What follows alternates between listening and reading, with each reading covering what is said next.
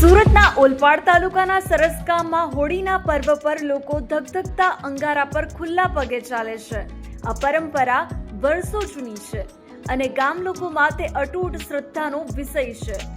ગામજનોનું માનવું છે કે હોલિકા માતાજીનું નામ લઈને અંગારા પર ચાલવાથી પગ દાઝતા નથી. હું મૂળ સુરતની છું અને મારા દાદાજીનું ઘર અહીંયા સરસમાં છે. અહીંયા આ ગામમાં એક અલગ પ્રથા છે કે હોલિકાની પૂજા થઈ જાય પછી લોકો અંગારા પર ઉઘાડા પગે ચાલે છે. એવી શ્રદ્ધા છે કે તમે જો અહીંયા ચાલો હોલિકા માતાજીનું નામ લઈને તો તમને ધજાતું નથી. તમે આજે જોયું હશે કે ઘણા લોકો આની પર આજે ચાલ્યા છે અને એમાંથી કોઈને પણ પગમાં દાઝ્યા નથી.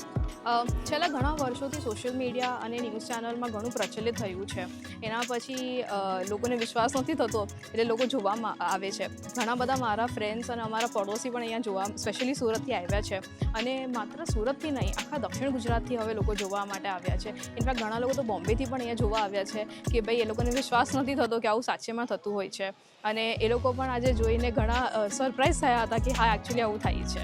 આ પરંપરા અમારા બાપુજીએ કર્યા 4 થી 5 પેઢી એટલે 150 થી 200 વર્ષ પહેલાંની અને અત્યાર સુધીમાં જે કંઈ અહીંયા અંગારામાં ચાલ્યા છે એ કંઈ દાઝ્યાઓ કંઈ બનાવ બન્યો નથી.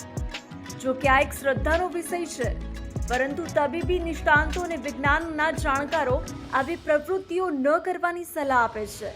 ધગધગતા અંગારા પર ચાલવાથી ગંભીર રીતે દાઝી જવાની કે ઈજા થવાની શક્યતા રહેલી હોય છે. આ એક ધાર્મિક પરંપરા છે.